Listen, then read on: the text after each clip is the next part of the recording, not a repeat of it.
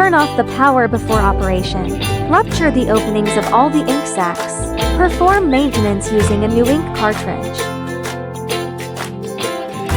Prepare the cleaning solution. Fill all ink bladders with cleaning solution.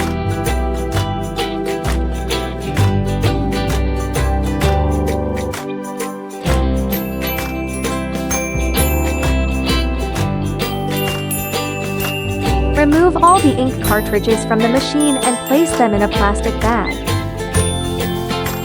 Load the cartridges with cleaning fluid into the print head.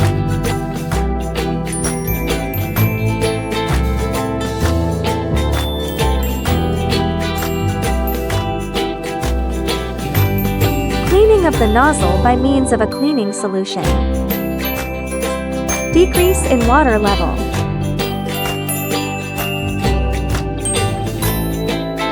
Waste ink extraction until the color fades.